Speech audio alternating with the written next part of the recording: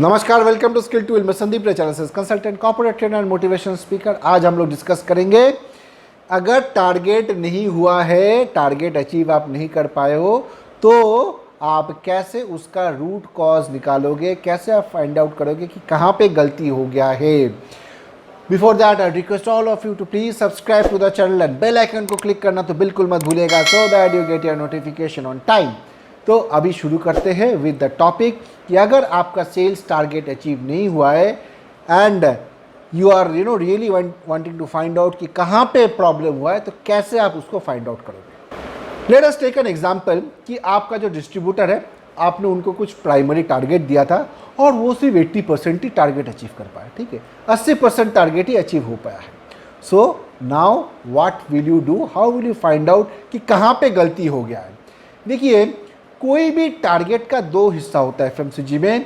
One is the output KPI, जो value volume, जो हमारा अल्टीमेटली हम देख पाते हैं कि भाई ये हमारा वैल्यू हुआ है, ये हमारा वॉल्यूम हुआ है, जिससे हमारा एक्चुअली काउंटिंग होता है। बट उसको अचीव करने के लिए there are some input KPIs, जिसको जो करने से हमारा आउटपुट केपीआई निकलते हैं। जैसे कि अगर output KPI is value and volume sales, तो इनपुट केपीआई क्या होगा, टोटल लाइन सोल्ड होगा, प्रोडक्टिव कॉल्स होगा, इफेक्टिव कवरेज होगा, फोकस ब्रांड, न्यू प्रोडक्ट, और भी बहुत सारे आपका, अगर आपका कंपनी में कुछ और भी केपीआईज यूज होता है, तो all this things are input KPIs. उसके वजह से आउटपुट केपीआई आएगा which is in the form of value and volume sales. Now let us see an example कि आपका डिस्ट्रीब्यूटर का आपने देखा कि भाई 80% ही टारगेट अचीव हुआ है, तो इसका आपने input KPIs first of all देखा कि टारगेट अंडर अचीवमेंट का मेन कारण क्या है। टीएलएस भी देख लिया, प्रोडक्टिव कॉल्स भी देख लिया, इको भी देख लिया। आपको देखा कि प्रोडक्टिव कॉल्स में मैसिव ड्रॉप आया है, प्रोडक्टिव कॉल्स टारगेट से बहुत नीचे। So that is where the problem has come, और उसी के चलते आउटपुट केपीआई नहीं है, वैल्यू सेल्स नहीं हुआ है।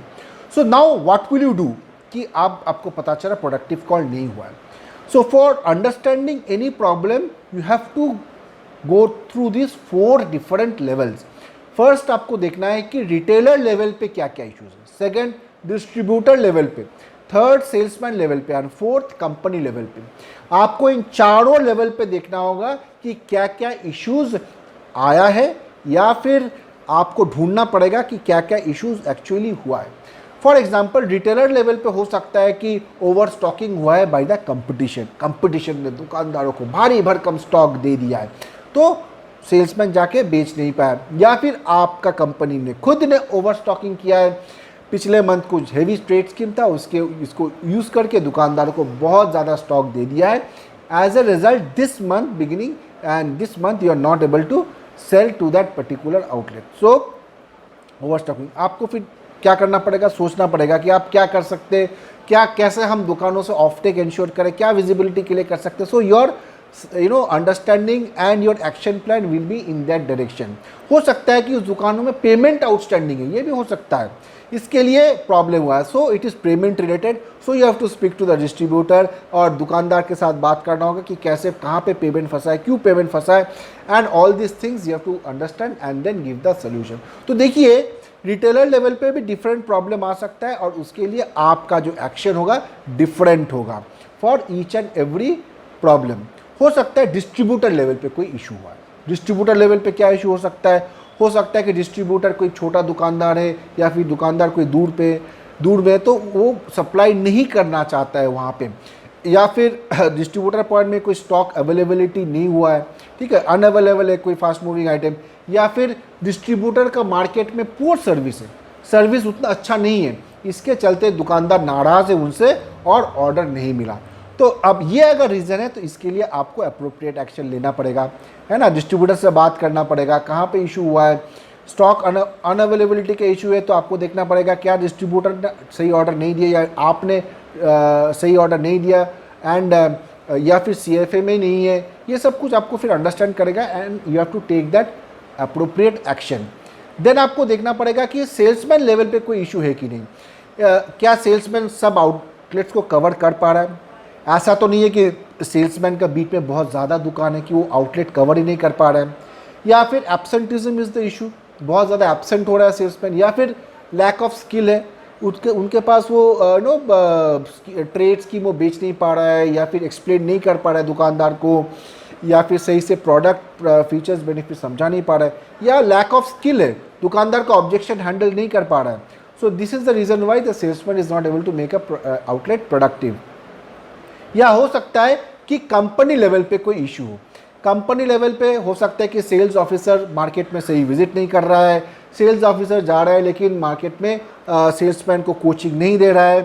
हो सकता है कि टारगेट सेटिंग रॉन्ग हो गया हो, या फिर लैक ऑफ विजिबिलिटी सपोर्ट है, कंपनी से वो विजिबिलिटी सपोर्ट आया नहीं है जो होना चाहिए, दुकानों में होना चाहिए, वो विजिबिलिटी सपोर्ट नहीं आया, पोस्टर डैंगलर जो भी है आपने दिया नहीं है.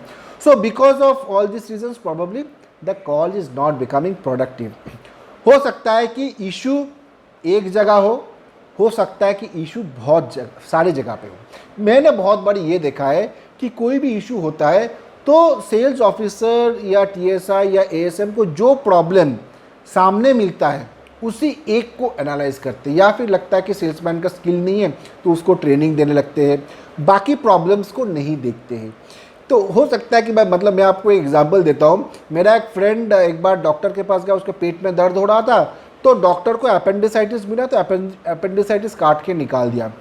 बाद में ये भी पता चला कि उसका गॉल ब्लैडर में भी स्टोन है, तो वो डॉक्टर ने देखा ही नहीं.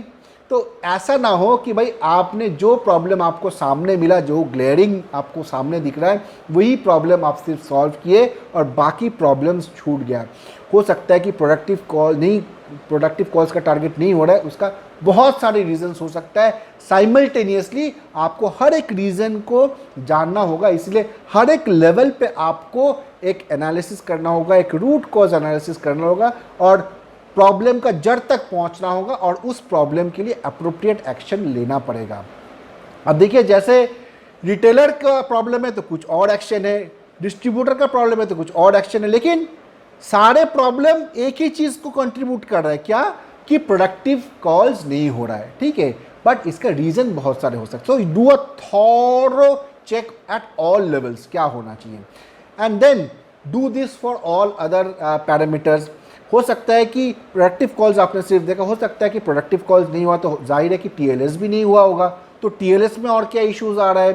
तो वैसे आप retailer level, distributor level, salesman level, company level, इसको भी आपको चेक करना होगा फॉर टीएलएस. सिमिलरली इको के लिए भी जो भी पैरामीटर्स है, सारे पैरामीटर्स के लिए आपको ये चारों लेवल चेक करने होंगे. Then only you will be able to get a hang and a grip on all the problems and not do solve problem bits and pieces में. जैसे हम लोग कहते हैं कि कोई प्रॉब्लम आया सामने से तो हमने सॉल्व किया, नहीं तो हमने सॉल्व नहीं किया. ऐसा नहीं होना चाहिए. सारे प्रॉब्लम्स को आप एक साथ में देखो और सॉल्व करो. Thanks a lot for watching this video. Please don't forget to like, share and subscribe, and I'll be back with more videos. Thank you.